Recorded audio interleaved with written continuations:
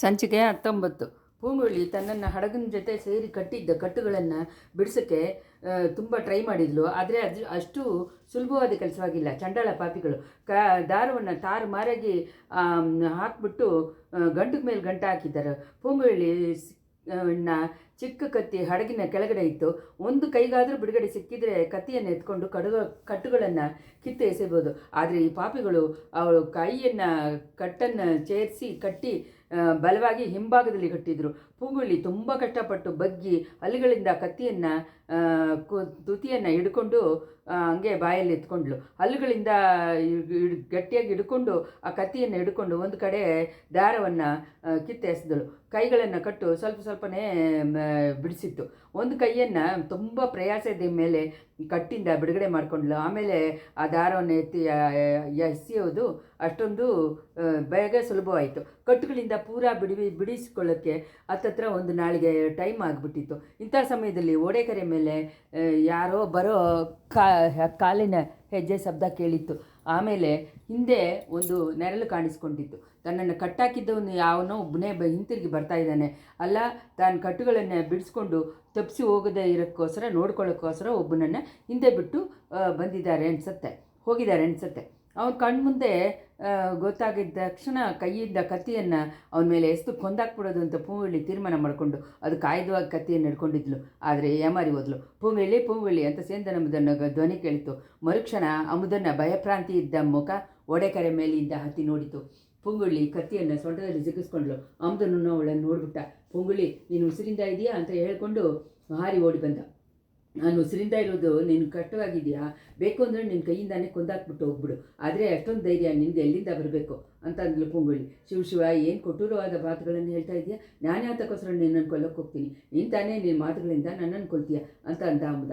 ಆಮೇಲೆ ಸ್ವಲ್ಪ ಮುಂಚೆನೇ ಯಾಕೆ ಬಂದಿರಬಾರ್ದು? ಕಟ್ಟುಗಳನ್ನು ನಾನಾಗೆ ಬಿಡಿಸ್ಕೊಳ್ಳೋದಕ್ಕೆ ಎಷ್ಟು ಕಷ್ಟಪಟ್ಟು ಬಿಟ್ಟಿದ್ದೀನಿ ಗೊತ್ತಾ ಅಂತ ಹೇಳ್ಕೊಂಡೆ. ಪೂಂಗುಳಿ ಎದ್ದು ನಿಲ್ಲಕ್ಕೆ ನೋಡಿದ್ಲು. ಕಾಲುಗಳು ದಾರದಲ್ಲಿ ತಾರುಮಾರಾಗಿ ಸಿಕ್ಕಿಕೊಂಡಿದ್ದರಿಂದ ಹಂಗೆ ಎಡವಿ ಬೀಳಕ್ಕೆ ಹೋದ್ಲು. ಅಮುದ ಕೂಕಾಡಿಕೊಂಡು ಹೋಗಿ ಅವಳನ್ನು ಹಿಡಿದು ಬಿಡದ ಹಾಗೆ ತಡೆ ಮಾಡಿದ. ಅಯ್ಯಯ್ಯೋ ಈ ಥರನ ಪಾಪಿಗಳು ನಿನ್ನನ್ನು ಕಟ್ಟಾಕ್ಬಿಟ್ಟು ಹೋದ್ರು, ಮೈಯೆಲ್ಲ ದಪ್ಪ ಆಗ್ಬಿಟ್ಟಿದೆಯಲ್ಲ ಅಂತಂದ. ಇವಾಗ ಇಷ್ಟೊಂದು ವ್ಯಸನ ಪಡ್ತೀಯಲ್ಲ, ಸ್ವಲ್ಪ ಮುಂಚೆನೇ ಬರೋಕ್ಕೇನು? ತಿರ್ಗಾನ ಅದೇ ಥರ ಕೇಳ್ತಿಲ್ಲ. ನಿನಗೆ ಇಂಥ ಒಂದು ಆಪತ್ತ ಬಂದಿದೆ ಅಂತ ನಾನೇನು ಕಂಡೆ?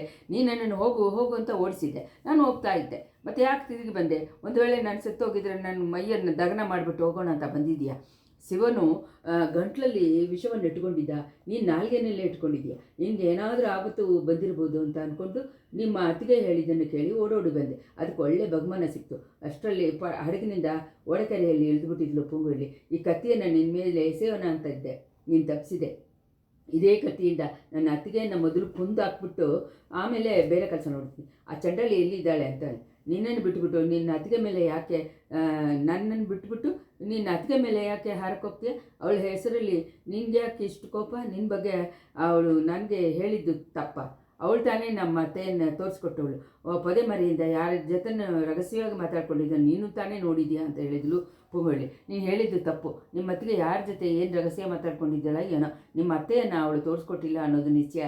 ನಿಮ್ಮ ಅತ್ತೆಯನ್ನು ಬಲಾತ್ಕಾರವಾಗಿ ಇಟ್ಕೊಂಡು ಹೋಗೋದವರು ನಿಮ್ಮ ಅತ್ತಿಗೆಯನ್ನು ಮರದಿಂದ ಸೇರಿ ಕಟ್ಟಾಕ್ಬಿಟ್ಟು ಹೋಗ್ಬಿಟ್ಟಿದ್ರು. ಅವಳ ತಲೆಯಲ್ಲಿ ಒಡೆದು ಗಾಯ ಮಾಡಿಬಿಟ್ಟು ಹೋಗ್ಬಿಟ್ಟಿದ್ದಾರೆ. ಇದೇನು ತಮಾಷೆ? ನಂಬಕ್ಕಾಗ್ತಾ ಇಲ್ವಲ್ಲ. ನಿನ್ನನ್ನು ಅವಳು ಏಮಾರಿಸ್ಬಿಟ್ಟಿದ್ದಾಳೆ. ಒಳ್ಳೆಯದು, ನೀನು ಯಾಕೆ ತಿರ್ಗ ಬಂದೆ? ಅತ್ತಿಗೆಯನ್ನು ಯಾವ ಜಾಗದಲ್ಲಿ ನೋಡಿದೆ? ಎಲ್ಲ ವಿವರವಾಗಿ ಹೇಳು ಅಂತ ಹೇಳಿ ಪೂಂಗುಳಿ ಕೇಳಿದ್ರು. ಸೇಂದನಂಬದ ಅದೇ ಥರ ವಿವರವಾಗಿ ಹೇಳಿದ. ಅವನು ತಂಜಾವೂರು ಹೋಗೋ ಜಾಲೆಯಲ್ಲಿ ಹೋಗ್ತಾ ಇದ್ದಾನೆ. ಪೂಂಗುಳಿಯನ್ನು ಬಿಟ್ಬಿಟ್ಟು ಹೋಗೋಕ್ಕೆ ಮನಸ್ಸಿಲ್ಲದೆ ಯೋಚನೆಯಿಂದಾನೇ ಹೋಗ್ತಾ ಇದ್ದಾನೆ. ಆವಾಗ ಪಕ್ಕದ ಕಾಡಿನಲ್ಲಿ ಯಾರೋ ಕೂಗೋ ಶಬ್ದ, ಜೋರಾಗಿ ಅಳೋ ಶಬ್ದ ಕೇಳಿತ್ತು. ಕೆಲವರು ಬೇಗ ಬಂದು ಹೋಗೋ ಶಬ್ದನೂ ಕೇಳಿತು. ಚೇಂದನಂದ ಚಾಲೆ ಓರದಿಂದ ಒಂದು ಮರದ ಕೆಳಗಡೆ ಹಿಂದೆ ಮರೆ ಹಾಕ್ಕೊಂಡ. ಆ ಕೈನಲ್ಲಿ ವೇಲು ಹಿಡಿದಿದ್ದ ವೀರರುಗಳು 7-8 ಜನ ಕಾಡುದಾರಿಯಿಂದ ದಿಡು ಅಂತ ನಡ್ಕೊಂಬಂದು ರಾಜಪಾಟೆಯಲ್ಲಿ ಪ್ರವೇಶ ಮಾಡಿದರು. ಅವ್ರಗಳ ಮಧ್ಯದಲ್ಲಿ ಒಂದು ಹೆಣ್ಣು ನಿಂತಿರುವ ಹಾಗೆ ಅನಿಸಿತ್ತು. ಮನುಷ್ಯರುಗಳ ಹತ್ತಿರ ಸ್ವಲ್ಪ ಗ್ಯಾಪ್ ಸಿಕ್ಕಿದ ಮೇಲೆ ಮಧ್ಯದಲ್ಲಿ ಇದ್ದವಳು ಪೂಂಗುಳಿನ ಅತ್ತೆ ಥರ ಅನಿಸಿದ್ಲು. ಅವಳು ಅತ್ತೆ ಆಗಿರೋಕ್ಕಾಗಲ್ಲ, ಅದು ತನ್ನ ಮನಭ್ರಾಂತಿ ಅಂತ ಹೇಳಿ ಚೇಂದನಂದನ ಅಂದ್ಕೊಂಡ. ಆ ವೀರರುಗಳ ಗುಂಪು ಹೋದ್ಮೇಲೆ ಕಾಡು ಒಳಗೆಯಿಂದ ಒಂದು ಹೆಣ್ಣಿನ ಕೂಗು ಕೇಳ್ತಾನೆ ಇತ್ತು. ಚೇಂದನಂದ ಮೊದಲೇ ನಮ್ಗೆ ಯಾಕೆ ಇದು ಬೇರೆಯವ್ರ ಸಹವಾಸ ಅಂತ ಹೇಳಿ ನಮ್ಮ ದಾರಿಯಿಂದ ಹೋಗ್ಬಿಡೋಣ ಅಂತ ಅಂದ್ಕೊಂಡ. ಆದರೂ ಮನಸ್ಸು ಕೇಳಲಿಲ್ಲ. ಯಾರು ಕೂಗುವುದು ಅಂತ ನೋಡಿ ತನ್ನಿಂದ ಏನಾದರೂ ಹೆಲ್ಪ್ ಮಾಡೋಕ್ಕಾದರೆ ಮಾಡ್ಬೋದು ಅಂತ ಹೇಳಿಬಿಟ್ಟು ಕೂಗು ಬಂದ ದೆಸೆಯನ್ನೇ ನೋಡಿ ಹೋದ. ಅಲ್ಲಿ ರಾಕಮ್ಮ ಮರದಲ್ಲಿ ಕಟ್ಟಾಕಿರುವುದನ್ನು ಕಂಡ. ಅವಳು ತಲೆಯಿಂದ ರಕ್ತ ಹಾರಿ ಮುಖವೆಲ್ಲ ಒಂದೇ ಘೋರವಾಗಿತ್ತು. ಅವನಿಗೆ ಹತ್ರ ಹೋಗೋಕ್ಕೆ ಭಯವಾಗಿತ್ತು. ಮನಸ್ಸನ್ನು ದಿಟ ಮಾಡಿಕೊಂಡು ಹೋಗಿ ಹತ್ರ ಹೋಗಿ ಕಟ್ಟುಗಳನ್ನು ಬಿಡಿಸ್ಬಿಟ್ಟ. ಬಿಡಿಸುವಾಗಲೇ ಈ ಅಕ್ರಮ ಯಾರು ಮಾಡಿದ್ದು, ಯಾತಕ್ಕೋಸ್ಕರ ಮಾಡಿದ್ದು, ಸ್ವಲ್ಪ ಮುಂದೆ ಶಾಲೆಯಲ್ಲಿ ಬಂದು ಹತ್ತಿದ್ದ ಮನುಷ್ಯರುಗಳು ಯಾರು, ಅವ್ರಗಳ ಮಧ್ಯದಲ್ಲಿ ಒಂದು ಹೆಣ್ಣನ್ನು ಇದ್ದ ಹಾಗೆ ಅನಿಸಿತ್ತಲ್ಲ, ಅವಳು ಯಾರು ಅಂತಂತ ಕೇಳಿದ. ಹೌದು ತಮ್ಮ, ಅವ್ರುಗಳು ನಿನ್ನ ದೊಡ್ಡಮ್ಮನ ಕಟ್ಟಿ ಎಳ್ಕೊಂಡು ಹೋಗ್ತಾ ಇದ್ದಾರೆ. ಅದನ್ನು ತಡೆಯೋಕ್ಕೆ ನಾನು ಎಷ್ಟೋ ಪ್ರಯತ್ನ ಮಾಡಿದೆ. ಅದಕ್ಕೆ ತಾನೇ ನನ್ನನ್ನು ಈ ಥರ ಒಡೆದು ಕಟ್ಟಾಕ್ಬಿಟ್ಟು ಹೋಗಿದ್ದಾರೆ. ನಿನ್ನ ಮಾಮ ಮಗಳನ್ನು ನಿನ್ನ ದೊಡ್ಡಮ್ಮನ್ನು ಹಡಗಲೇರಿ ಹೋಯ್ತಾ ಇದ್ರು. ಹಡಗಲಿಂದಾನೇ ದೊಡ್ಡಮ್ಮನನ್ನು ಕಟ್ಟಿ ಎಳ್ಕೊಂಬಂದರು. ಪೂಂಗುಳ್ಳಿನ ಗತಿ ಏನಾಯಿತೋ ಗೊತ್ತಿಲ್ಲ, ಓಡಿ ಹೋಗಿ ನೋಡು ಅಂದಳು. ಚೇಂದ್ರನಮ್ಮದ ಶಾಕಾಗಿ ಪೂಂಗುಳ್ಳಿನ ಹುಡ್ಕೊಂಡು ಹೊರಟ. ಅಂಥ ಸಮಯ ರಾಕಮ್ಮ ಸ್ವಲ್ಪ ತಾಳುತ್ತಮ್ಮ, ಪೂಂಗುಳ್ಳಿನೂ ಆ ಮೂಗಿ ಪಿಚಾಸನ್ನು ಹಡಗಲ್ಲಿ ಎತ್ತಿ ಎಲ್ಲಿ ಹೊರಟರು ನಿನಗೆ ಗೊತ್ತಾ, ನಿನ್ನನ್ನು ಯಾಕೆ ಬಿಟ್ಬಿಟ್ಟು ಹೋದರು, ನೀನೆಲ್ಲಿ ಒಂಟಿಯಾಗಿ ಹೊರಟೆ ಅಂತ ಕೇಳಿದರು. ಈ ಥರ ಅವಳು ಕೇಳಿದ್ದು ಮುಖ್ಯವಾಗಿ ಮೂಗಿ ಪಿಚಾಸ ಅಂತ ಹೇಳಿದ್ದು ಚೇಂದ್ರ ನಮ್ಗೆ ಇಷ್ಟ ಆಗಿಲ್ಲ. ಎಲ್ಲ ಆಮೇಲೆ ಹೇಳ್ತೀನಿ ಅಂತ ಹೇಳಿಬಿಟ್ಟು ಕಾಲ್ವಾಯಿನ ನೋಡಿ ಓಡಿ ಬಂದ.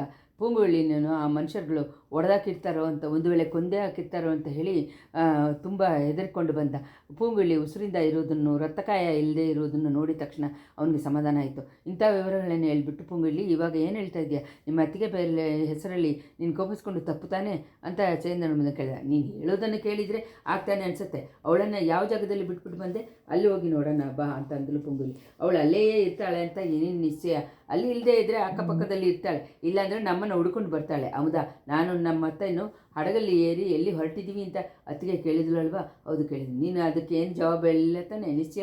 ನಿಶ್ಚಯನೇ ಮೂಗಿ ಪಿಸಾಸು ಅಂತ ಹೇಳಿದ ತಕ್ಷಣ ನನಗೆ ಉಂಟಾದ ಅಸಹ್ಯದಿಂದ ಬೇರೆ ಜವಾಬ್ ಹೇಳಿದೆ, ನಾನು ಬಂದ್ಬಿಟ್ಟೆ. ಇನ್ಮೇಲೆ ಒಳ್ಳೆ ಮಾತಿಂದ ಕೇಳಿದ್ರು ಹೇಳಬೇಡ, ನಾವು ಎಲ್ಲಿ ಹೊರಟಿವಿ ಅನ್ನೋದನ್ನು ಅವಳು ಯಾಕೆ ತಿಳ್ಕೊಳ್ಳೋಕೆ ಇಷ್ಟಪಡ್ತಾ ಇದ್ದಾಳೆ. ಇದಕ್ಕೇನೋ ಕಾರಣ ಇರಬೇಕು ಅಲ್ವಾ ಅಮುದಾ? ಆ ಅತ್ತೆಯನ್ನು ಹಿಡ್ಕೊಂಡು ಹೋದವುಗಳಿಗೂ ಅತ್ತಿಗೆಗೂ ಕನೆಕ್ಷನ್ ಇಲ್ಲ ಅನ್ನೋದು ನಿಶ್ಚಯವಾಗಿ ಹೇಳೋಕ್ಕಾಗಲ್ಲ. ಆ ಅತ್ತಿಗೆ ಇಂದ ಅವ್ರುಗಳು ಏನೋ ನಿಜವನ್ನು ತಿಳ್ಕೊಂಡು ತಮ್ಮ ಕೆಲಸ ಆದಮೇಲೆ ಅವಳನ್ನು ಒಡೆದು ಕಟ್ಟಾಕ್ಬಿಟ್ಟು ಹೋಗಿರ್ಬೋದು. ಆ ಥರ ಇಲ್ಲದೇ ಇದ್ರೇ ಅತ್ತಿಗೆ ಬೇರೆ ಏನೋ ಯೋಚನೆಯಿಂದನೇ ನಮ್ಮನ್ನು ಫಾಲೋ ಮಾಡ್ಕೊಂಡು ಬಂದಿರಬೇಕು. ಆದ್ದರಿಂದ ಅವಳಿಂದ ಜಾಗ್ರತೆಯಾಗಿ ನಡೆದುಕೋ. ಪೂರಾ ಅವಳನ್ನ ನಂಬಿ ಮೋಸ ಹೋಗ್ಬಿಡ್ಬೇಡ. ಪೂಂಗುಳ್ಳಿ, ನಿಮ್ಮ ಅತ್ತಿಗೆಯನ್ನು ಸನ್ನಿಧಾನದಲ್ಲಿ ನಿಮ್ಮ ಅಣ್ಣ ಮೂಗನಾಗಿ ಇದ್ದು ಬಿಡ್ತಾನೆ ಅಂತ ಹೇಳಿದೆಯಲ್ವಾ, ಅದೇ ಥರ ನಾನು ಇದ್ದು ಬಿಡ್ತೀನಿ. ಮಾತಾಡಬೇಕಾದದ್ದನ್ನು ನೀನೇ ಮಾತಾಡ್ಕೊ ಅಂತ ಅಂದ. ಇದನ್ನು ಕೇಳಿದ ಪೂಂಗುಳ್ಳಿ ನಗುದಲು. ನಿನ್ನ ನಗು ನನ್ನ ಕಿವಿಗಳಿಗೆ ಇಂಪಾಗಿದೆ. ತಿರುನಾವುಕರಸರನ್ನು ದೇವಾರ ಪಥಿಕವನ್ನು ಹಾಡಿದ ಹಾಗೆ ಇಂಪಾಗಿದೆ ಅಂತಂದ ಅಮ್ಮುದ. ಏನೋ ಬಾಯಿ ತಪ್ಪಿ ನಗ್ದುಬಿಟ್ಟೆ. ಅದನ್ನು ಕೇಳಿ ಏಮಾರಿ ಹೋಗ್ಬಿಡ್ಬೇಡ. ನನ್ನ ಮನಸ್ಸಿನಲ್ಲಿ ಹಂಗೇ ಬೆಂಕಿ ಉರಿತಾ ಇದೆ. ಮನಸ್ಸಿನಲ್ಲಿ ಬೆಂಕಿ ಹತ್ಕೊಂಡಿದೆ. ಮನಸ್ಸಿನ ತಾಪವನ್ನು ತಣಿಸೋದಕ್ಕೆ ದೇವರನ್ನ ಕರುಣೆ ಪ್ರವಾಗೋದಕ್ಕಿಂತನೂ ಒಳ್ಳೆ ಉಪಾಯ ಬೇರೆ ಇಲ್ಲ ಅಂತ ಹೇಳಿದ ಅಮುದ. ಇಷ್ಟರಲ್ಲಿ 19ನೇ ಸಂಚಿಕೆ ಮುಗೀತು. 20 ಸ್ವಲ್ಪ ಹೊತ್ತು ಪೂಂಗುಳ್ಳಿನೂ ಅವಳ ಅತ್ತೆ ಮಗನನ್ನು ಕಾಡದಾರಿಯಿಂದ ಮೌನವಾಗಿ ನಡ್ಕೊಂಡು ಹೋಗ್ತಾ ಇದ್ರು. ಪೂಂಗುಳ್ಳಿ ಒಂದು ನೆಟ್ಟುಸಿರು ಬಿಟ್ಟು, ಅಮುದ, ನಿನಗೂ ಏನೋ ಜನ್ಮಾಂತರ ಕನೆಕ್ಷನ್ ಇದೆ ಅನಿಸತ್ತೆ ಅಂತ ಅಂದಳು. ಪೂರ್ವ ಜನ್ಮಗಳ ಬಗ್ಗೆ ಇವಾಗ ಯಾರಿಗೇನು ವಿಚಾರ, ಈ ಜನ್ಮದ ಬಗ್ಗೆ ಏನಾದರೂ ಒಳ್ಳೆ ಮಾತಿದ್ರೆ ಹೇಳು ಅಂತ ಅಂದ ಚಂದನಮ್ದು. ಮುಂಚೆ ಇದ್ದಿದ್ದ ಜನ್ಮದಲ್ಲಿ ಸ್ವಂತ ಈ ಜನ್ಮದಲ್ಲಿ ಬರುತ್ತೆ ಅಂತ ಹೇಳ್ತಾರಲ್ವ, ಅದು ನಿಜವಾಗಲೇ ಇರಬೇಕು. ಇವತ್ತು ಉಚ್ಚಿ ಟೈಮಲ್ಲಿ ಅಂದರೆ ಮಧ್ಯಾಹ್ನ 12 ಗಂಟೆ ಕಾಲದಲ್ಲಿ ನಿನ್ನನ್ನು ಬಿಟ್ಟೋದಾಗ ಇನ್ಮೇಲೆ ನಿನ್ನನ್ನು ನೋಡೋಕ್ಕೆ ಆಗಲ್ಲ ಅಂತ ಅಂದ್ಕೊಂಡೆ. 2 ಕ್ಷಣದಲ್ಲಿ ತಿರ್ಗಾನು ನೋಡೋ ಹಾಗೆ ಆಯಿತು. ಅದಕ್ಕೆ ಅಂತ ವಿಚನ ಪಡಬೇಡ. ಈ ಕಾಡುದಾರಿಯಿಂದ ದಾಟಿ ತಂಜಾವೂರು ಶಾಲೆಯನ್ನು ಬಂದಿದ ತಕ್ಷಣ ನಾನು ನನ್ನ ದಾರಿಯಿಂದ ಹೋಗ್ತೀನಿ, ನೀನು ಇಷ್ಟ ಬಂದಾಗ ಹೋಗ್ಬೋದು. ನಿನ್ನನ್ನು ಆ ಥರ ನಾನು ಒಂಟಿಯಾಗಿ ಬಿಟ್ಬಿಟ್ಟು ಹೋಗೋದಿಲ್ಲ. ಅತ್ತಿಗೆಯನ್ನು ನೋಡಿ ಮಾತಾಡಿದ ಮೇಲೆ ನಿನ್ನ ಜೊತೆ ನಾನು ತಂಜಾವೂರಿಗೆ ಬರ್ತಾಯಿದ್ದೀನಿ. ನಮ್ಮ ಅತ್ತೆಗೆ ಆದ ಕಷ್ಟಕ್ಕೆ ಪರಿಹಾರ ಹುಡುಕ್ತೀನಿ. ಚೋಳ ಚಕ್ರವರ್ತಿನ ಸನ್ನಿಧಾನದಲ್ಲಿ ಹೋಗಿ ಮರೆ ಇಡ್ತೀನಿ ಅಂತಂದರು. ಪೂಂಗುಳ್ಳಿ, ಚಕ್ರವರ್ತಿ ಸನ್ನಿಧಾನವನ್ನು ಸೇರೋದು ಅಷ್ಟೊಂದು ಸುಲಭ ಅಂತ ಅಂದ್ಕೊಂಡಿದ್ಯಾ? ನಾವು ನಮ್ಮ ಥರ ಇರೋರು ತಂಜಾವೂರು ಕೋಟೆ ಒಳಗೆ ಪ್ರವೇಶ ಮಾಡೋಕ್ಕಾಗಲ್ಲ ಅಲ್ವಾ? ಯಾಕಾಗಲ್ಲ? ಕೋಟೆ ಬಾಗಿಲು ತೆಗೆದೇ ಇದ್ದರೆ ಬಾಗಿಲನ್ನು ಒಡೆದು ತೆಗಿತೀನಿ. ಅದಾಗದೇ ಇದ್ದರೆ ಗೋಡೆ ಹತ್ತಿ ದೂಕಿ ಹೋಗ್ತೀನಿ. ಅರಮನೆ ಬಾಗಿಲಲ್ಲಿ ಕಾವಲಿರುವ ಚೇವಗರುಗಳು ಅವ್ರನ್ನ ಏನು ಮಾಡ್ತೀಯ? ನಾನು ಕೂಗನ್ನು ನಾನು ಮಾಡೋ ಕೂಗನ್ನು ನೋಡಿ ಅವ್ರುಗಳು ಮೆರಂಡು ಹೋಗಿ ನನ್ನನ್ನು ಚಕ್ರವರ್ತಿ ಹತ್ರ ಕರ್ಕೊಂಡು ಹೋಗ್ಬಿಡ್ತಾರೆ. ಚಿಕ್ಕಪಳಿವಟರನ್ನ ಆ ಥರ ಎಲ್ಲ ಹೆದರ್ಸೋಕ್ಕಾಗಲ್ಲ. ಅವರ ಅನುಮತಿ ಇಲ್ಲದೆ ಅಮ್ಮಗೂಡ ಚಕ್ರವರ್ತಿಯನ್ನು ಹತ್ತಿರ ಬರೋಕ್ಕಾಗಲ್ಲ ಅಂತ ತಂಜಾವೂರು ಭಾಗದಲ್ಲಿ ಜನಗಳು ಮಾತಾಡ್ಕೊಳ್ಳೋದು ಅಭ್ಯಾಸ. ಆದ್ದರಿಂದ ಚಕ್ರವರ್ತಿ ಇನ್ನೂ ಉಸಿರಿಂದ ಇದ್ದಾರೆ ಅಂತ ಹೇಳಿ ಕೆಲವರು ಹೇಳೋದನ್ನು ಕೇಳ್ತಾ ಇದ್ದೀನಿ. ಚಕ್ರವರ್ತಿನ ನೋಡೋಕ್ಕಾಗದೇ ಇದ್ದರೆ ಪಳುವಟೇರಿಯರುಗಳನ್ನೇ ನೋಡಿ ಈ ಅಕ್ರಮಕ್ಕೆ ಪರಿಹಾರ ಇದೆಯಾ ಇಲ್ಲವಾ ಅಂತ ಕೇಳ್ತೀನಿ. ಅವ್ರುಗಳು ಸರಿಯಾದ ಪರಿಹಾರ ಮಾಡದೇ ಇದ್ದರೆ ಮುಖ್ಯಮಂತ್ರಿ ಬ್ರಹ್ಮರಾಯ ಹತ್ರ ಹೋಗ್ತೀನಿ. ಅದನ್ನು ದಾರಿಗೆ ಬರಲಿಲ್ಲ ಅಂದರೆ ಪಳೆಯಾರೆಯಲ್ಲಿರುವ ರಾಣಿಗಳ ಹತ್ರ ಹೋಗಿ ಹೇಳ್ತೀನಿ. ನಮ್ಮ ಅತ್ತೆಯ ಗತಿ ಏನಾಯಿತು ಅಂತ ತಿಳ್ಕೊಳ್ಳೋ ತನಕ ಅವರೊಂದು ಜಾಗದಲ್ಲಿ ನಾನು ಉಳಿಯಲ್ಲ. ಅವಳಿಗೆ ಮಾಡಿ ಅಪಕಾರಕ್ಕೆ ಪರಿಹಾರ ಸಿಕ್ಕೋ ತನಕ ರಾತ್ರಿ ಹಗಲು ನಿದ್ದೆ ಮಾಡಲ್ಲ. ನಮ್ಮ ಅತ್ತಿಗೆ ನನ್ನ ಅತ್ತೆಯನ್ನು ಮೂಗಿ ಪಿಶಾಚ ಅಂತ ಹೇಳಿದ್ರಲ್ವ, ನಾನು ಒಂದು ಪಿಶಾಚಾಗಿ ಮಾರಿ ನಾಡು ನಗರವೆಲ್ಲ ಸುತ್ತಿ ಅಲಿತೀನಿ. ನನಗೆ ನ್ಯಾಯ ಬೇಕು ಅಂತ ಕೂಗ್ಕೊಂಡು ಅಲೆದು ತಿರಿತೀನಿ. ಅಮುದ, ಇನ್ನೂ ನನ್ನ ಜೊತೆ ಬರ್ತೀಯಾ? ಖಂಡಿತವಾಗಿ ಬರ್ತೀನಿ ಬೊಂಗುಳಿ. ನೀನು ಇಷ್ಟಪಟ್ಟೇ ಬರ್ತೀನಿ. ಆದರೆ ಯಾಕೆ ನೀನು ಮನಸ್ಸನ್ನೇ ಈ ಥರ ಎಲ್ಲ ಕನ್ಫ್ಯೂಸ್ ಮಾಡ್ಕೋತೀಯ? ಎಲ್ಲೆಲ್ಲಿಂದನೋ ತುಂಬ ದೂರಕ್ಕೆ ಹೋಗ್ಬಿಟ್ಟಿದ್ದೆಲ್ಲ. ಮೊದಲು ನಿಮ್ಮ ಅತ್ತೆಯನ್ನು ಕಂಡುಹಿಡಿದು ಕಾಪಾಡಬೇಕಾಗಿದ್ದಲ್ವ ನಮ್ಮ ಇಂಪಾರ್ಟೆಂಟ್ ಕೆಲಸ. ಅವಳನ್ನು ಹಿಡ್ಕೊಂಡು ಹೋದ ದುಷ್ಟರುಗಳಿಂದ ಅವಳನ್ನು ಬಿಡುಗಡೆ ಮಾಡಬೇಡವ? ನಿಮ್ಮ ತಂದೆ ಅಣ್ಣ ಮುಂತಾದವ್ರುಗಳ ಹತ್ರ ಹೇಳಬೇಡವ? ಹೌದಾ? ನಮ್ಮ ಅತ್ತೆ ದೈವೀಯ ಶಕ್ತಿ ಇರೋಳು. ಅವಳನ್ನ ಯಾರಕ್ಕೂ ಏನು ಕೆಟ್ಟದನ್ನು ಮಾಡೋಕ್ಕಾಗಲ್ಲ. ದಮಯಂತಿ ವೇಡನನ್ನು ಸುಟ್ಟಾಕಿದ್ದ ಹಾಗೆ ಕಣ್ಣುಯಿಂದಾನೇ ಅವಳು ಸುಟ್ಟಾಕ್ಬಿಡ್ತಾಳೆ. ಆದ್ದರಿಂದ ಅವಳ ಬಗ್ಗೆ ಕೂಡ ನನಗೆ ಅಷ್ಟೊಂದು ವಿಚಾರವಿಲ್ಲ. ಆದರೆ ಈ ಚೋಳ ಸಾಮ್ರಾಜ್ಯದಲ್ಲಿ ಮಧ್ಯದ ಹಗಲಲ್ಲಿ ಇಷ್ಟೊಂದು ದೊಡ್ಡ ಅಕ್ರಮ ನಡೀತಾ ಇದೆಯಲ್ಲ, ಇದಕ್ಕೆ ಪರಿಹಾರ ಹುಡುಕೋದೇ ನನ್ನ ಮುಖ್ಯವಾದ ಕೆಲಸ. ಪರಂದಾ ಚಕ್ರವರ್ತಿ ಕಾಲದಿಂದ ಈ ದೇಶದಲ್ಲಿ ಧರ್ಮರಾಜ್ಯ ನಡೆಯೋ ಹಾಗೆ ಹೇಳ್ತಾ ಇದ್ದಾರೆ. ಮಹಾ ಶಿವಭಕ್ತರಾಗಿದ್ದ ಗಂಡರಾಜ ರಾಜ ಆಳಿದ ಈ ದೇಶದಲ್ಲಿ ಹಸುವನ್ನು ಹುಲಿಯನ್ನು ಒಂದೇ ತೊರೆಯಲ್ಲಿ ನೀರು ಕುಡಿದಿದ್ದ ಅಂತ ಹೇಳಿ ಹೆಮ್ಮೆಯಿಂದ ಮಾತಾಡ್ಕೊಳ್ತಾ ಇದ್ದಾರೆ. ಸುಂದರ ಸೋಳನ ರಾಜ ಕೆಳಗೆ ಸೋಳನಾಡಿನಲ್ಲಿ ಯಾವ ಚಿಕ್ಕ ಹೆಣ್ಣನ್ನು ರಾತ್ರಿ ಹಗಲು ಯಾವ ಟೈಮಲ್ಲಿನೂ ಭಯ ಇಲ್ಲದೆ ಪ್ರಯಾಣ ಮಾಡ್ಬೋದು ಅಂತ ಹೇಳ್ತಾ ಇದ್ದಾರೆ. ಆ ಥರ ಎಲ್ಲ ಹೊಗಳಿಕೆ ಇರುವ ರಾಜ್ಯದಲ್ಲಿ ಒಂದು ಮುಖ್ಯನ ಕಿವಿ ಕೇಳದೆ ಮಾತಾಡೋಕ್ಕಾಗದೆ ಒಂದು ಸ್ತ್ರೀಯನ್ನು ಮಧ್ಯಾಹ್ನದಲ್ಲಿ ದುಷ್ಟರುಗಳು ಹಿಡ್ಕೊಂಡು ಹೋಗಿದ್ದಾರೆ ಅಂದರೆ ಅದು ಹೇಗೆ? ಏನು ಅಕ್ರಮ? ಇಂಥ ನನ್ನ ಅತ್ತೆ ಬಗ್ಗೆ ಕೂಡ ನನಗೆ ಅಷ್ಟೊಂದು ವಿಚಾರ ಇಲ್ಲ. ಇವತ್ತು ನಮ್ಮ ಅತ್ತೆಗೆ ಆಗಿದ್ದು ಬೇರೆಯವ್ರಿಗೂ ಬೇರೆ ಇನ್ನೊಂದು ದಿವಸ ನನಗೂ ಆಗ್ಬೋದಲ್ವ? ಇನ್ನೂ ಈ ದೇಶದಲ್ಲಿ ಕನ್ಯಾ ಹುಡುಗಿಯರು ಎಷ್ಟು ಜನಕ್ಕೆ ಆಗ್ಬೋದಲ್ವ? ಚೇಂದನಮ್ದ ಈಗ ಅಡ್ಡ ಮಾಡಿ ಹೌದು ಅಂಥ ಭಯ ಈ ದೇಶದಲ್ಲಿ ಇವಾಗ ಇರುತ್ತಾನೇ ಇದೆ. ಸುಂದರ ಸೋಳ ನೋಯಾಳಿಗೆ ಅವರು ಹಾಸಿಗೆ ಹಿಡಿದಿದ ಮೇಲೆ ಚೋಳನಾಡಿನಲ್ಲಿ ಧರ್ಮ ತಲೆಕೆಳೆ ಆಗಿಬಿಟ್ಟಿದೆ. ಕಟ್ಟುಕಾವಲು ಇಲ್ಲದೆ ಹೋಗಿಬಿಟ್ಟಿದೆ. ಕನ್ಯಾ ಹುಡುಗಿಯರಿಗೂ ಅಪಾಯ ಎಲ್ಲಿ ಅಂತ ಕಾಯ್ತಾ ಇದೆ. ಆದರೆ ಕನ್ಯಾ ಹುಡುಗಿಗಳೆಲ್ಲ ಆದಷ್ಟು ಬೇಗ ಮದುವೆ ಮಾಡ್ಕೊಂಬಿಡೋದು ಒಳ್ಳೆಯದು ಅಂತ ಅಂದ. ಹೂಗಳಿ ಕಿಲಕಿಲ ಅಂತ ನಗೆದುಬಿಟ್ಟು, ಅಮದ, ಒಂದು ಕನ್ಯಾ ಹುಡುಗಿ ನಿನ್ನನ್ನು ಮದುವೆ ಮಾಡ್ಕೊಬೇಕು ಅಂದರೆ ಅವಳನ್ನು ನಿನ್ನಿಂದ ಕಾಪಾಡೋಕ್ಕಾಗತ್ತಾ? ನಿನಗೆ ಕತ್ತಿ ಎತ್ತಿ ಜಗಳ ಮಾಡೋಕ್ಕಾಗತ್ತಾ ಅಂತ ಕೇಳಿದ್ರು. ಹೂವನ್ನು ಎತ್ತಿ ಮಾಲೆ ಹಾಕುವನ್ನು ಪತಿಗೆ ಹಾಡಿ ಪರಮನನ್ನು ತುದಿಸೋಕ್ಕನ್ನು ನಾನು ಕಲಿತಿದ್ದೀನಿ. ಕತ್ತಿ ಎತ್ತಿ ಯುದ್ಧ ಮಾಡೋಕ್ಕೆ ನಾನು ಕಲೀಲಿಲ್ಲ. ಆದರೆ ಏನು ತುಡುಪು ಹಿಡಿದು ಹಡಗನ್ನು ತಳ್ಳಕ್ಕೆ ನೀನು ನನಗೆ ಹೇಳ್ಕೊಟ್ಟಿಲ್ವಾ? ಅದೇ ಥರ ವಾಳೆತ್ತಿ ಜಗಳ ಆಡೋಕ್ಕೂ ನನಗೆ ಕಲಿಸ್ಕೊಡು. ಮದುರಾಂಧ ದೇವರು ಸಿಂಹಾಸನ ಹತ್ತಿ ರಾಜ್ಯ ಆಸೆ ಪಡುವಾಗ ನಾನು ಕತ್ತಿ ಎತ್ಕೊಂಡು ಜಗಳ ಮಾಡೋದು ತಾನ ಆಗದೆ ಇರೋ ಕೆಲಸ ಅಂತ ಹೇಳಿದ್ದ ಸೇಂದನಮ್ಮನ. ಅಷ್ಟರಲ್ಲಿ ಪೂಂಗುಳ್ಳಿನ ಅತ್ತಿಗೆಯನ್ನು ಕಟ್ಟಾಕಿದ್ದ ಮರದಡಿಕೆ ಅವರು ಬಂದು ಸೇರಿದರು. ಅಲ್ಲಿ ಆ ಮಾದರಸಿನ ಕಾಣಲಿಲ್ಲ. ಅವಳ ತಲೆಯಿಂದ ಪಟ್ಟಿದ್ದ ಗಾಯದಿಂದ ನೆಲದಲ್ಲಿ ಸಿಂದಿದ್ದ ರಕ್ತದ ಹನಿಗಳನ್ನು ಸೇಂದನಮ್ಮನ ಪೂಂಗುಳ್ಳಿಗೆ ಸುತ್ತಿ ತೋರಿಸಿದ. ಚೆನ್ನಾಗಿ ಹೊಡೆದಾಕ್ಬಿಟ್ಟಿದ್ದಾರೆ. ಅತ್ತೆಯನ್ನು ಹಿಡ್ಕೊಂಡು ಹೋದವ್ರಿಗೆ ಅತ್ತಿಗೆ ಏನು ಹೇಳಲಿಲ್ಲ ಅನ್ನೋದು ನಿಶ್ಚಯವಾಯಿತು. ಆದರೆ ಅವಳು ಬೇರೆ ಯಾತಕ್ಕೋಸ್ಕರ ಇಲ್ಲಿ ಏನು ಸಂಚು ಮಾಡೋಕ್ಕೆ ಅಂತ ಬಂದಿದ್ದಾಳೆ ಅಂತ ಹೇಗಾದರೂ ಕಂಡುಹಿಡಿಬೇಕು ಅಂತ ಅಂದ್ಲು ಪೂಂಗುಳ್ಳಿ. ಮಗಳೇ, ಇದನ್ನು ಕೇಳು. ಇಲ್ಲಿ ನಡೆದಿರೋದೆಲ್ಲ ಕಾರಣ ಗೊತ್ತಿಲ್ಲದೆ ಮರ್ಮವಾದ ಕೆಲಸಗಳಿದ್ದೆ. ರಹಸ್ಯದೊಳಗೆ ರಹಸ್ಯವಾಗನು, ಸುಳಿಯೊಳಗೆ ಸುಳಿಯಾಗಿನೂ ಇದೆ. ಎಲ್ಲ ರಾಜವಂಶಧಾರನ್ನು ಸಂಬಂಧಪಟ್ಟಿದ್ದ ಚಿಕ್ಕುಗಳಾಗಿದೆ. ಇವುಗಳನ್ನ ಗುರುತಿಸಿ ನೀನು ನಾನು ಯಾಕೆ ವಿಚಾರ ಪಡಬೇಕು, ನಮ್ಮನ್ನು ನಾವೇ ಯಾಕೆ ಸಂಕಟಕ್ಕೆ ಉಳ್ಳಾಕಬೇಕು? ಅಮುದ, ಎಷ್ಟೊಂದು ದೊಡ್ಡ ರಾಜಾಂಗ ವಿಷಯವಾಗಿದ್ದರೆ ಏನು, ಎಂಥ ಮರ್ಮವಾಗಿದ್ದರೆ ತಾನೇ ಏನು, ನಮ್ಮ ಅತ್ತೆ ಸಂಬಂಧಪಟ್ಟ ಕಾರ್ಯದಲ್ಲಿ ನಾನು ವಿಚಾರ ಎತ್ತಿ ಈ ಪಾಡುಪಡದೆ ಇರೋಕ್ಕಾಗುತ್ತಾ? ನಿಮ್ಮ ದೊಡ್ಡಮ್ಮನ ಗತಿ ಬಗ್ಗೆ ನೀನು ಚಿಂತನೆ ಮಾಡೋದೇ ಇರೋಕ್ಕಾಗುತ್ತಾ? ನನ್ನ ಮನಸ್ಸಿನಲ್ಲಿ ಪಟ್ಟಿದ್ದನ್ನು ನಾನು ಹೇಳ್ತೀನಿ ಪೊಂಗುಳಿ. ನಾನು ನೋಡಿದ ಏಳೆಂಟು ಮನುಷ್ಯರುಗಳ ಮಧ್ಯದಲ್ಲಿ ಒಂದು ಹೆಣ್ಣು ಹೋದ್ರು ಅಂತ ಹೇಳಿದ್ದೀನಲ್ವ, ಅವಳು ನಿನ್ನ ದೊಡ್ಡಮ್ಮವಾಗೇ ಇರ್ಬೋದು ಅಂತಲೂ ಹೇಳಿದ್ದೀನಲ್ವ. ಅವಳು ನಡ್ಕೊಂಡು ಹೋಗಿದ್ದನ್ನು ನೋಡಿದರೆ ಕಟ್ಟಾಯ ಮಾಡಿ ಅವಳನ್ನು ಕರ್ಕೊಂಡೋಗಿದ್ದಾಗ ಅನಿಸಿಲ್ಲ, ತನ್ನ ಇಷ್ಟದಿಂದ ತಾನೇ ಯಥೇಚ್ಛೆಯಾಗಿ ಹೋದವಳ ಹಾಗೇನೆ ಅನಿಸಿತ್ತು. ಇರ್ಬೋದು ಅಮುದ, ಆಗಲೂ ಇರ್ಬೋದು. ನಮ್ಮ ಅತ್ತೆಯನ್ನು ರಿಯಾಲಿಟಿನೇ ಹೀಗೆ. ಎಲ್ಲಿ ತಾನೇ ಕರ್ಕೊಂಡು ಹೋಗುತ್ತಾರೆ ಅಂತ ತಿಳ್ಕೊಳ್ಳೋದಕ್ಕೆ ಅವಳೇ ಇಷ್ಟಪಟ್ಟು ಹೋಗಿರ್ಬೋದು. ಅವಳಿಗೆ ಇಷ್ಟ ಇಲ್ಲದೆ ಇದ್ದರೆ 1006 ಜನಗಳ ಮಧ್ಯದಿಂದನೂ ಅವಳು ತಪ್ಪಿಸಿ ಹೋಗ್ಬಿಡ್ತಾಳೆ. ಕೋಟೆ ಕೊತ್ತಲಗಳಿಂದನೂ ಪಾದಾಳ ಸೆರೆಗಳಿಗೂ ಅವಳ ಭದ್ರಾಪಟ್ಟಿ ಇಡ್ಸೋಕ್ಕಾಗಲ್ಲ.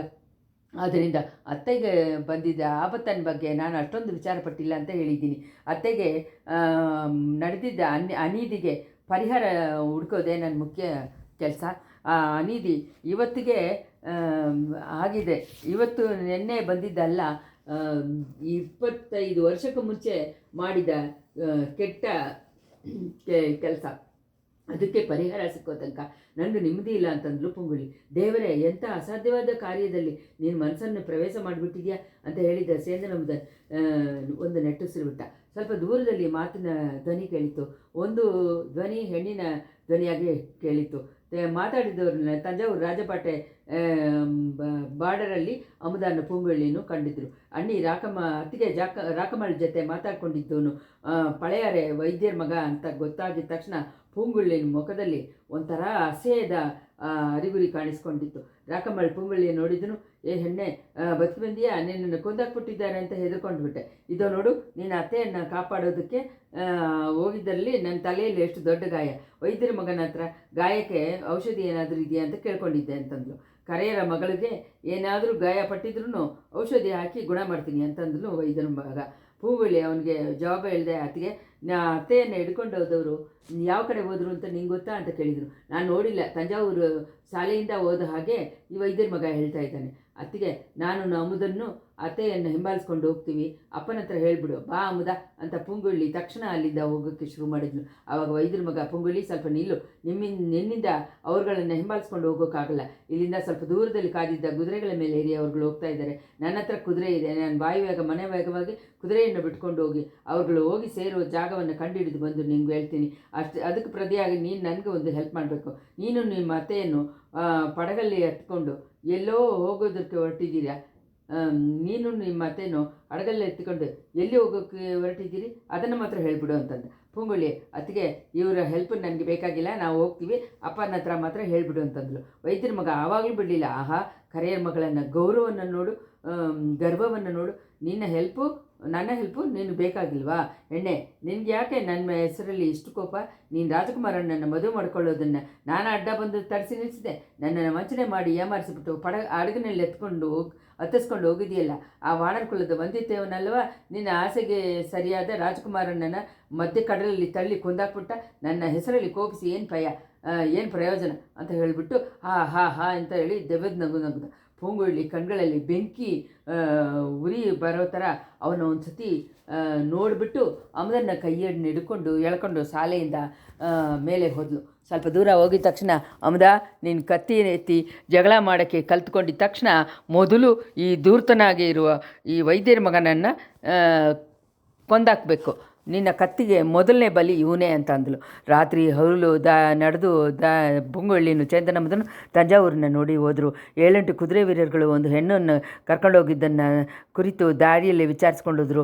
ಅರ್ಧ ದಾರಿ ತನಕ ಸ್ವಲ್ಪ ಏನೇನೋ ನ್ಯೂಸ್ ಸಿಕ್ತು, ಆಮೇಲೆ ಏನೂ ಸಿಗಲಿಲ್ಲ. ಆದ್ರೂ ತಂಜಾವೂರು ತನಕ ಹೋಗಿ ಹುಡುಕಿ ಬಿಡೋದು ಅಂತ ಹೇಳಿ ಹೋದರು. ಚೇಂದ್ರನಂದನ್ಗೆ ಈ ಪ್ರಯಾಣ ತುಂಬ ಉತ್ಸಾಹವಾಗಿತ್ತು. ಪುಂಗುಳಿ ಜೊತೆ ಮಾತಾಡ್ಕೊಂಡು ಹೋಗಿದ್ದು ಉತ್ಸಾಹಕ್ಕೆ ಒಂದು ಕಾರಣ. ಕತ್ತಿ ಇದು ಹೊಡಿಯೋಕ್ಕೆ ಟ್ರೈ ಮಾಡಿಕೊಂಡೇ ಹೋಗಿದ್ದು ಇನ್ನೊಂದು ಕಾರಣ. ಕೋಡಿಕೆರೆಗೆ ಹತ್ರನೇ ಪೂಂಗುಳ್ಳಿಗೆ ಗೊತ್ತಿದ್ದ ಒಂದು ಕೊಲ್ಲುಪಟ್ರೆ ಹತ್ರ ಅವನು ಕತ್ತಿ ಈಸ್ಕೊಂಡ. ಹೋಗೋ ದಾರಿಯೆಲ್ಲ ಅದನ್ನು ಸುತ್ತಕೊಂಡೇ ಹೋದ. ಕೆಲವು ಸಮಯ ಎದುರಲ್ಲಿ ವೈರಿಗಳು ಬರೋ ಹಾಗೇನೂ ಅವ್ರ ಜೊತೆ ಜಗಳ ಮಾಡೋ ಹಾಗೇನೂ ಅಂದ್ಕೊಂಡು ಕತ್ತಿಯನ್ನು ಮಾರಾಗಿ ಬೀಸಿದ್ದಾನೆ. ಆವಾಗ ಪೂಂಗುಳ್ಳಿ ಅವನಿಗೆ ಕತ್ತಿಯನ್ನು ಈ ಥರ ಹಿಡ್ಕೋಬೇಕು, ಈ ಥರ ಸುತ್ತಬೇಕು ಅಂತ ಹೇಳಿ ಕಲ್ಪಿಸ್ಕೊಂಡು ಬಂದಳು. ಇದರಿಂದ ಇಬ್ಬರಿಗೂ ಪ್ರಯಾಣ ಉತ್ಸಾಹವಾಗಿತ್ತು. ತಂಜಾವೂರು ಕೋಟೆ ಕಣ್ಣೆದುರೇ ಕಾಣಿಸ್ಕೊಂಡಾಗ ತಾನೇ ಬಂದಿದ್ದ ಕಾರ್ಯವನ್ನು ಹೇಗೆ ಸಾಧಿಸುವುದು ಅನ್ನೋ ವಿಚಾರ ಪೂಂಗುಳ್ಳಿಗೆ ಉಂಟಾಯಿತು. ಅವಳ ವಿಚಾರವನ್ನು ಚೇಂದನಮ್ಮದನ್ನು ಸೇರಿಕೊಂಡು ಯೋಚನೆ ಮಾಡಿದ. ಕೋಟೆ ಒಳಗೆ ಪ್ರವೇಶ ಮಾಡೋದೇ ಬ್ರಹ್ಮ ಪ್ರಯತ್ನವಾದ ಕೆಲಸ ಆಯಿತಲ್ಲ. ಪೂಂಗುಳ್ಳಿ ಅಂದ್ಕೊಂಡಿದ್ದ ಕೆಲಸವನ್ನೆಲ್ಲ ಹೇಗೆ ನೆರವೇರಿಸೋದು? ವಂದಿತೇವನ್ನ ಅಗಡ ಸಾಮರ್ಥ್ಯವೆಲ್ಲ ಚೇಂದನಮ್ಮನಿಗೆ ನೆನಪು ಬಂತು. ಅವನ ಸಾಮರ್ಥ್ಯಗಳಲ್ಲಿ 10ರಲ್ಲಿ 1 ಪಟ್ಟಾದರೂ ತನಗಿರಬಾರ್ದ? ಅಲ್ಲ, ಆ ವಂದಿತೇವನೇ ಇಂಥ ಸಮಯ ಇಲ್ಲಿ ಬರಬಾರ್ದ? ವಂದಿತೇವನಾಗಿದ್ದರೆ ಈ ಸಂದರ್ಭದಲ್ಲಿ ಹೇಗೆ ನಡ್ಕೋತಾನೆ ಅಂತ ಚೇಂದನಮ್ಮದನ್ನು ಯೋಚನೆ ಮಾಡೋಕ್ಕೆ ನೋಡಿದ್ದಾನೆ. ಅಂಥ ಸಮಯದಲ್ಲಿ ಶಾಲೆಯಲ್ಲಿ ಮುಚ್ಚಿದ ಪಲ್ಲಕ್ಕೊಂದು ಬಂತು. ಸೂರ್ಯನ ವೆಸ್ಟ್ ಕಡೆ ದೆಸೆಯಲ್ಲಿ ಮರೆಯಾಗಿ ಕತ್ತಲೆ ಸುತ್ತಕೊಂಡು ಬಂದಿದ್ದ ಸಮಯ ಮುಚ್ಚಿದ ಪಲ್ಲಕ್ಕಿನ ಮೇಲೆ ದಾಟಿ ಮರದ ಚಿತ್ರಗಳು ಕಾಣಿಸ್ಕೊಂಡಿತ್ತು. ಆಹಾ, ಪಳುವೂರು ಚಿಕ್ಕರಾಣಿ ಪಲ್ಲಕ್ಕು ಅಂತಲೇ ಅನಿಸುತ್ತೆ. ಕೋಟೆಗೆ ಹೊರಗಡೆನೇ ಪಳುವೂರು ರಾಣಿಯನ್ನು ಮೀಟ್ ಮಾಡಿ ಮುದ್ರೆ ಉಂಗರವನ್ನು ಹೊರಕ್ಕಾದರೆ ಎಷ್ಟು ಒಳ್ಳೆ ಸೌಕರ್ಯವಾಗಿರುತ್ತೆ ಅಂತ ಅಮುದ ಅಂದ್ಕೊಂಡ. ಇದನ್ನು ಪೂಂಗುಳ್ಳಿ ಹತ್ರನೇ ಹೇಳಿದ. ಅವಳು ಇದು ಒಳ್ಳೆ ಯೋಚನೆಯೇ ಅಂತ ಹೇಳಿದರು. ಆದರೆ ಮುಚ್ಚಿದ ಪಲ್ಲಕ್ಕೊಳಗೆ ಇರುವ ರಾಣಿಯನ್ನು ಹೇಗೆ ನೋಡೋದು? ಚಿವಿಗೆಗೆ ಮುಂದೇನು ಹಿಂದೇನು ಕಾವಲರುಗಳು ಹೋಗ್ತಾ ಇದ್ದಾರಲ್ಲ, ಪಲ್ಲಕ್ಕಿನೆಲ್ಲ ಹತ್ತಿರ ಹೋದ್ರೇ ಅವ್ರುಗಳು ತಡೆ ಮಾಡ್ತಾರಲ್ವ. ಅಮುದ, ನೀನು ವ್ಯಸನ ಪಡಬೇಡ. ತಂಜಾವೂರು ಕೋಟೆ ಇನ್ನೂ ಅರ್ಧ ಕಾದ ದೂರ ಇದೆ. ಅಷ್ಟರಲ್ಲಿ ನಮಗೆ ಏನಾದರೂ ಒಂದು ಸಂದರ್ಭ ಚಿಕ್ಕದನೇ ಹೋಗಲ್ಲ ಅಂತ ಹೇಳಿದ್ಲು ಪೂಂಗುಳ್ಳಿ. ಅಂದ್ಕೊಂಡದೇ ಇರೋ ಸಮಯದಲ್ಲಿ ಅಂಥ ಸಂದರ್ಭ ಅವ್ರುಗಳಿಗೆ ಸಿಕ್ಕಿತ್ತು. ಇಷ್ಟರಲ್ಲಿ 20ನೇ ಸಂಚಿಕೆ ಸಂಚಿಕೆ 21. ಆ ವರ್ಷದಲ್ಲಿ ಯಾವಾಗಲೂ ಮಳೆಗಾಲ ಶುರುವಾಗಿದ್ದ ಸಮಯದಲ್ಲಿ ಶುರುವಾಗಲಿಲ್ಲ. 2 ಸತಿ ಮಳೆ ಬರೋ ಹಾಗೆ ಇದ್ದು ಟಕ್ ಅಂತ ನಿಂತುಬಿಡ್ತು. ಕಾವೇರಿ ಆರಿನಲ್ಲೂ ಅದರ ಬ್ರ್ಯಾಂಚ್ಗಳಲ್ಲೂ ನೀರಿನ ಪ್ರವಾಹ ಬರ್ತಾ ಬರ್ತಾ ಕಮ್ಮಿ ಆಗ್ತಾ ಬಂತು. ಹೊಸದಾಗಿ ಎಲ್ಲ ಪೈರುಗಳನ್ನು ಹಾಕಿದ್ದೆಲ್ಲ ನೀರು ಇಲ್ಲದೆ ಬಾಡೋಗೋಕ್ಕೆ ಶುರುವಾಯಿತು. ಎಲ್ಲ ಈ ಧೂಮಕೇತುವಿನಿಂದ ಬಂದಿದ್ದ ವಿಪತ್ತು ಅಂತ ಹೇಳಿ ಮಕ್ಕಳು ಮಾತಾಡ್ಕೊಳ್ತಾ ಇದ್ರು. ನಾಡಿನಲ್ಲಿ ಎಲ್ಲ ಕಡೆಯೂ ಪೀಡೆ ಬರೋ ಹಾಗೆ ಅನಿಸುತ್ತೆ. ರಾಜಕಾರಗಳಲ್ಲಿ ಏನೋ ಒಂದು ಕನ್ಫ್ಯೂಷನು. ಯುವರಾಜರ ಬಗ್ಗೆ ಏನೂ ನ್ಯೂಸ್ ಇಲ್ಲ. ಅದಕ್ಕೆ ಮೇಲೆ ಆಕಾಶನ್ನು ಏಮಾರಿಸ್ಬಿಡುತ್ತೆ ಅನಿಸುತ್ತೆ. ಈ ಥರ ಮಾತುಗಳೆಲ್ಲ ದಾರಿ ಉದ್ದಕ್ಕೂ ಚೇಂದನಮ್ಮದನ್ನು ಪೂಂಗುಳ್ಳಿಯನ್ನು ಕೇಳಿಕೊಂಡೇ ಬಂದರು. ಮಳೆ ಬರದೇ ಇರೋದು ಅವ್ರಿಗಳಿಗೂ ಪ್ರಯಾಣಕ್ಕೆ ಎಷ್ಟೋ ಸೌಕರ್ಯವಾಗಿತ್ತು. ಆವತ್ತು ಬೆಳಗ್ಗೆಯಿಂದ ಬಿಸಿಲು ಚುಳೀರಂತ ಹೊಡಿತಾ ಇತ್ತು. ಹಗಲಲ್ಲಿ ತಡಿಗಾಗಿದೆ ಒಂದೇ ಬೆಕ್ಕೆಯಾಗಿತ್ತು. ರಾಜಪಾಟೆಯಲ್ಲಿ ಮರಗಳ ತಣ್ಣಗೆ ಇರುವ ನೆರಳಲ್ಲಿ ಹೋದಾಗಲೇ ಅವುಗಳಿಗೆ ಬೆವರ್ತಾ ಇತ್ತು. ಇದು ಐಪಸಿ ಮಾಸವಾಗಿ ಅನಿಸಲಿಲ್ವಲ್ಲ. ವೈಗಾಸಿಗೆ ಬರುವ ಕೋಡೆ ಬಿಸಿಲು ಕಾಲದಲ್ಲಿ ಥರ ಅಲ್ವಾ ಇದೆ ಅಂತ ಹೇಳಿ ಒಬ್ರಿಗೊಬ್ರು ಮಾತಾಡ್ಕೊಂಡು ಹೋದರು. ಪಳವಟೇರಿನ ಅರಮನೆಯ ಪಲ್ಲಕ್ಕು ಅವ್ರುಗಳ ದಾಟಿಕೊಂಡು ಹೋಗಿದ್ದ ಸ್ವಲ್ಪ ಹೊತ್ತಿಗೆ ಆದಮೇಲೆ ತಣ್ಣನೆ ಗಾಳಿ ಬೀಸೋಕ್ಕೆ ಶುರುವಾಯಿತು. ಶಾಲೆ ಮರಗಳಲ್ಲೆಲ್ಲ ಇರುವ ಎಲೆಗಳು ಗಾಳಿಯಿಂದ ಅಲ್ದಾಡಿ ಚಲಚಲ ಅಂತ ಶಬ್ದವನ್ನು ಉಂಟು ಮಾಡಿತ್ತು. ಉತ್ತರ ದಿಕ್ಕಲ್ಲಿ ಈ ಕತ್ಲೆ ಬರುವ ಹಾಗೆ ಅನಿಸಿತ್ತು. ಆಕಾಶದಲ್ಲಿ ಕೆಳಗೆ ಎಲ್ಲ ಕಪ್ಪಾಗಿದ್ದ ಮೇಘಗಳು ತೆರಳಾಗಿ ಬಂದು ತಲೆ ತೋರಿಸಿತ್ತು. ಸ್ವಲ್ಪ ಹೊತ್ತಿಗೆಲ್ಲ ಆ ಮೇಘ ಗುಂಪುಗಳು ಆನೆ ಮಂದೆ ಮತಾಕೊಂಡು ಓಡು ಬರೋ ಥರ ಆಕಾಶದಲ್ಲಿ ಮೋದಿ ಒಡ್ಕೊಂಡು ಮೇಲೆ ಬರಲಾಯಿತು. ಚೆನ್ನಾಗೆ ಇದ್ದಿದ್ದ ಗಾಳಿ ದೊಡ್ಡ ಗಾಳಿ ಆಯಿತು. ದೊಡ್ಡ ಗಾಳಿಯಲ್ಲಿ ಚಿಕ್ಕದಾಗಿ ಮಳೆ ಹನಿಗಳು ಸೀರ್ಕೊಂಡು ಬಂದು ಬಿತ್ತು. ಸ್ವಲ್ಪ ದೂರದಲ್ಲಿ ಸ್ವಲ್ಪ ಹನಿಗಳು ಬೀಳಕ್ಕೆ ಶುರುವಾದ ಒಂದು ನಾಳಿಗೆ ಸಮಯದಲ್ಲಿ ಛೋ ಅಂತ ದೊಡ್ಡ ಶಬ್ದದಲ್ಲಿ ಮಳೆ ಉಯ್ಯಕ್ಕೆ ಶುರುವಾಯಿತು. ಗಾಳಿಯಲ್ಲೂ ಮಳೆಯಲ್ಲೂ ಶಾಲೆಯ ಓರದಲ್ಲಿ ಇರುವ ವೃಕ್ಷಗಳು ಪಟ್ಟಿದ್ದ ಪಾಡನ್ನು ಹೇಳೋಕ್ಕಾಗಲ್ಲ. ಚಡಚಡ ಅಂತ ಮರಕ್ಕೆ ಎಳೆಗಳು ಎಲ್ಲ ಮುರಿದು ಬೀಳಕ್ಕೆ ಶುರುವಾಯಿತು. ಆವಾಗ ಅದರಲ್ಲಿ ತಂಚ ಅಂತ ಹೋಗಿದ್ದ ಪಕ್ಷಿಗಳು ಕೀಚ್ ಅಂತ ಕೂಕ್ಕೊಂಡು 4 ಕಡೆಯೂ ಹಾರಿ ಹೋಯಿತು. ಶಾಲೆಗಳಲ್ಲಿ ಹೋಗ್ತಾ ಇದ್ದ ಜನಗಳು 4 ಕಡೆಯೂ ಚೆದರು ಹೋದರು.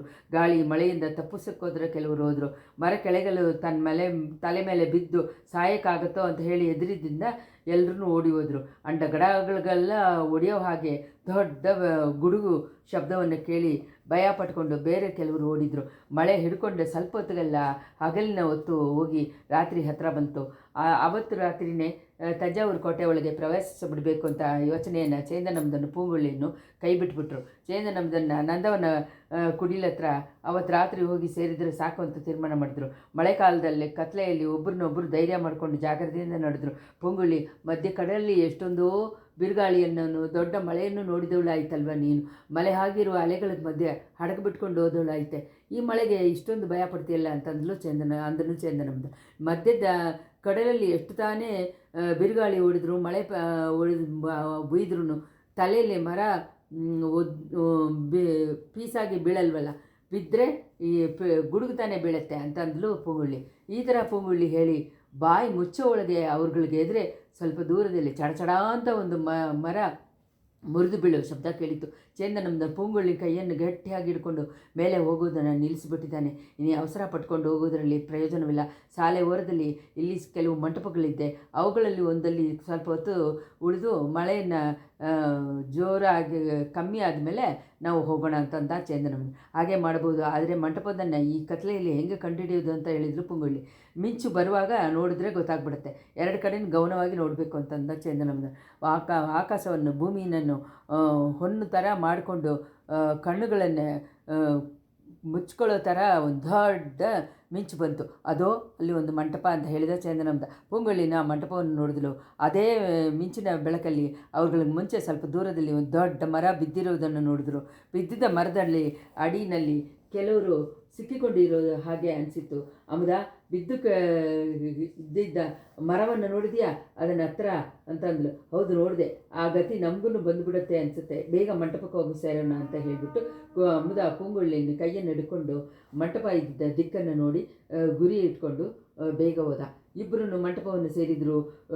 ಒದ್ದೆಯಾಗಿ ನೆನೆಸಿರುವ ಬಟ್ಟೆಗಳಿಂದ ನೀರನ್ನು ಹಿಂಡಿದ್ರು. ಹಿಂಡಿದ ಮೇಲೆ ಪೂಂಗುಳ್ಳಿ ತನ್ನ ಬುದ್ಧವಾಗಿದ್ದ ಕೂದಲನ್ನು ಹಿಂಡಿಕೊಂಡ್ಳು.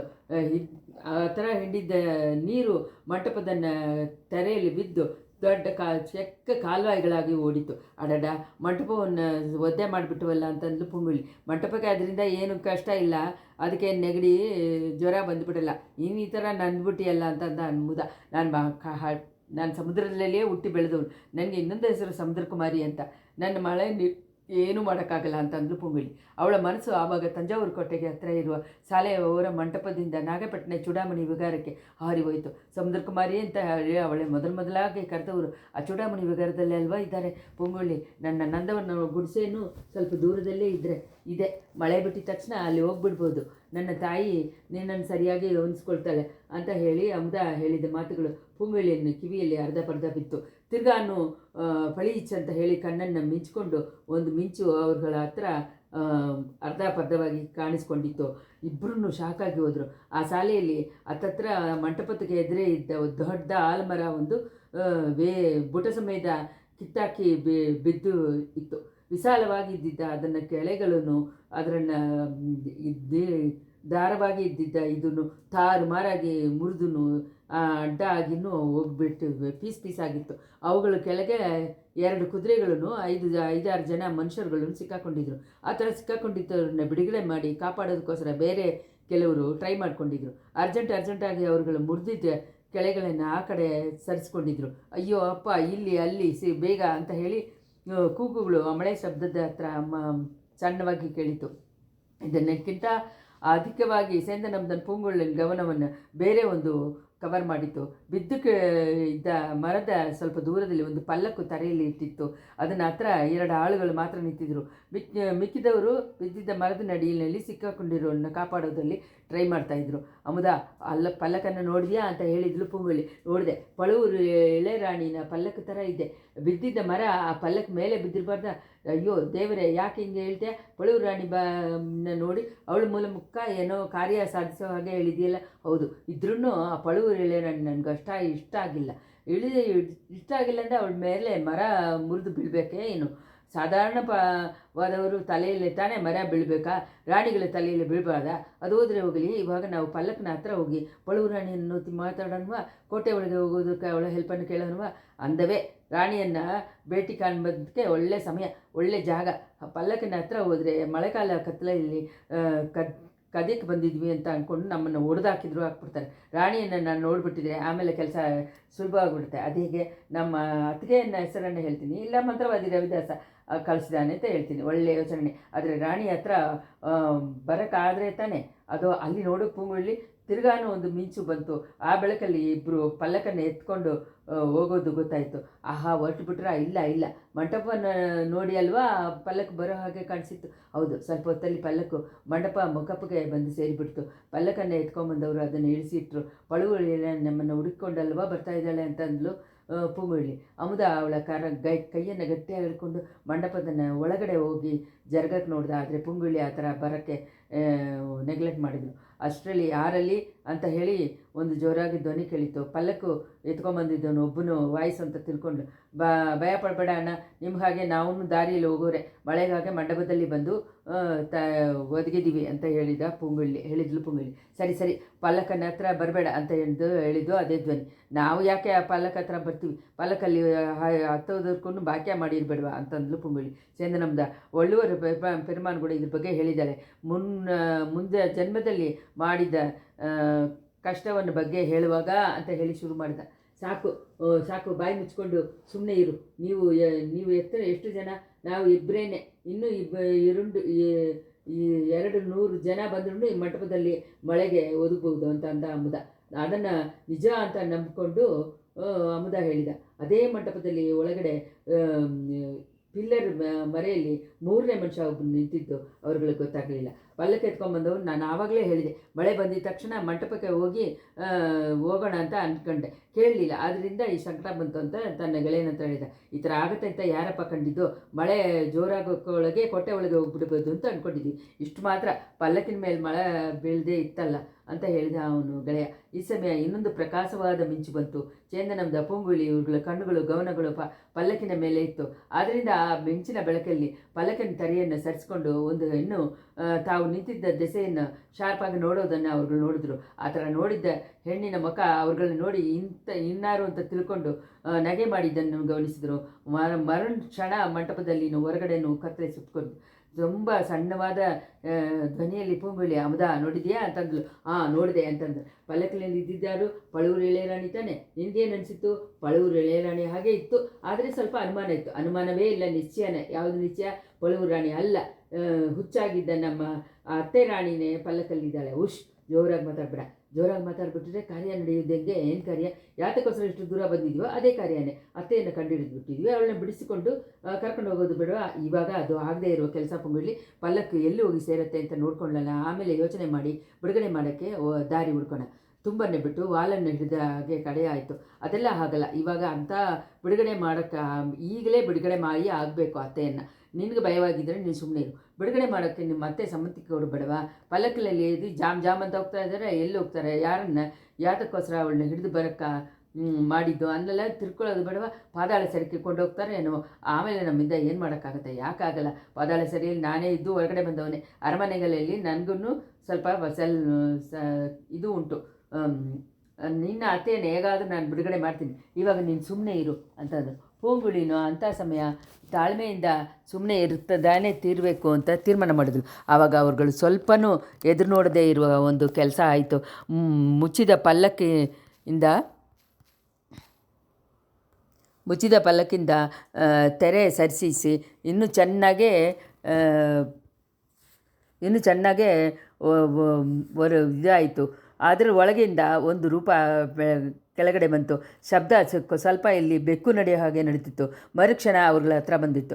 ಇಷ್ಟೂ ಒಳ್ಳೆ ಕತ್ಲೆಯಲ್ಲಿ ನಡೆದಿದ್ದರಿಂದ ಮಂಟಪದಲ್ಲಿ ಕೆಳಗಡೆ ಇದ್ದವರು ಕಾವಲರುಗಳು ಕಣ್ಣಿನಲ್ಲಿ ಬೀಳಲಿಲ್ಲ. ಪಲ್ಲಕ್ಕಿಲಿಂದ ಹೊರಗಡೆ ಬಂದವಳು ಮೂಗಿರಾಣಿನೇ ಅಂತ ಪೂಂಗುಳ್ಳಿ ಅಂಥ ಕತ್ಲೆಯಲ್ಲಿ ಚೆನ್ನಾಗಿ ತಿಳ್ಕೊಂಬಿಟ್ಲು. ಮೂಗಿರಾಣಿ ಆ 2 ಜನ ಕೈಗಳನ್ನು ಹಿಡ್ಕೊಂಡು ಎಳ್ಕೊಂಡು ಆ ಮಂಟಪದನ್ನು ಹಿಂಭಾಗಕ್ಕೆ ಬೇಗ ಹೋದ್ಲು. ಪೂಂಗುಳ್ಳಿಯನ್ನು ಹಂಗೆ ತಬ್ಕೊಂಡು ಅವಳ ಮುತ್ತು ಕೊಟ್ಟು ಅವಳನ್ನ ನೋಡಿದಲ್ಲಿ ತನ್ನ ಸಂತೋಷವನ್ನು ತಿಳಿಸಿದ್ಲು. ಆಮೇಲೆ ಅತ್ತೆಗೂ ಮೊಮ್ಮಗಳು ಒಳಗೂ ಸಿಗ್ನಲ್ ಭಾಷೆಯಲ್ಲಿ ಏನೇನೋ ಸ್ವಲ್ಪ ಸಂಭಾಷಣೆ ನಡೀತು. ಆ ಕತ್ಲೆಯಾಗಿದ್ದ ಇದರಲ್ಲಿ ಅವ್ರುಗಳು ಒಬ್ರನ್ನೊಬ್ರು ಹೆಂಗೆ ತಾನೇ ಮಾತಾಡಿಕೊಂಡ್ರು, ಒಬ್ಬರು ಅಂದ್ಕೊಳ್ಳೋದನ್ನೇ ಇನ್ನೊಬ್ರು ಹೆಂಗೆ ತಾನೇ ತಿಳ್ಕೊಂಡ್ರು. ಅದು ನಮ್ಮಿಂದ ಹೇಳೋಕ್ಕಾಗದೇ ಇರೋ ಕೆಲಸ. ಪೂಂಗುಳಿ ಚಂದನಮ್ಮನಂತ ಅತ್ತೆ ಹೇಳೋದು ನಿನಗೆ ಗೊತ್ತಾಯ್ತಾ, ನನ್ನ ಪಲ್ಲಕ್ಕಲ್ಲಿ ಹತ್ಕೊಂಡು ಹೋಗೋಕ್ಕೆ ಹೇಳ್ತಾರೆ, ಅವಳನ್ನು ನಿನ್ನ ಮನೆಗೆ ಕರ್ಕೊಂಡು ಹೋಗೋಕ್ಕೆ ಹೇಳ್ತಾ ಇದ್ದಾರೆ ಅಂತಂದ್ಲು. ನಿನ್ನ ಸಮುದಾಯ ಏನು ಪೂಂಗುಳಿ ಅಂತ ಅಮುದ ಕೇಳಿದ. ಅತ್ತೆ ಹೇಳಿದ ಹಾಗೆ ನಾನು ಮಾಡ್ತೀನಿ, ಅವಳನ್ನು ಹಿಡ್ಕೊಂಡು ಬರೋಕ್ಕೆ ಹೇಳಿದವರು ಇನ್ನಾರು ಅಂತ ನನಗೆ ತಿಳ್ಕೊಳ್ಳೋಕ್ಕೆ ಸರಿಯಾದ ಉಪಾಯ ಅಲ್ವಾ ಅಂತ ಹೇಳಿದ್ಲು. ಯೋಚನೆ ಮಾಡಿ ಹೇಳಿ ಪುಂಗುಳಿ, ಉಪಾಯ ಸರಿಯೇ, ಅದರಿಂದ ಏನು ಅಪಾಯ ಇರುತ್ತೋ ಅಮುದ, ನೀನೇನು ವಿಚಾರ ಪಡಬೇಡ. ಅತ್ತೆ ಹೇಳಿದಾಗೆ ಮಾಡೋದ್ರಿಂದ ನನಗೆ ಯಾವ ಕಷ್ಟನೂ ಬರಲ್ಲ. ಆ ಥರ ಬಡವಾಗಿದ್ದರೆ ನನ್ನ ಸೊಂಟದಲ್ಲಿ ಕತ್ತಿ ಇರಲೇ ಇದೆ ಅಂತ ಹೇಳಿದ್ಲು ಪುಂಗುಳಿ. ಆ ಥರ ಅತ್ತೆಯನ್ನು ತಿರ್ಗಾನು ಒಂದು ಸತಿ ತಪ್ಕೊಂಡ್ಬಿಟ್ಟು ಪುಂಗುಳಿ ಅವಳು ಹಾಗೆ ಸದ್ದು ಮಾಡದೆ ಹೋಗಿ ನಡ್ಕೊಂಡೋಗಿ ಪಲ್ಲಕ್ನಲ್ಲಿ ತೂರಿ ತೆರೆಯನ್ನು ಬಿಟ್ಟುಕೊಂಡಲು. ಇಷ್ಟರಲ್ಲಿ ಸಂಚಿಕೆ 21 ಮುಗಿಯಿತು.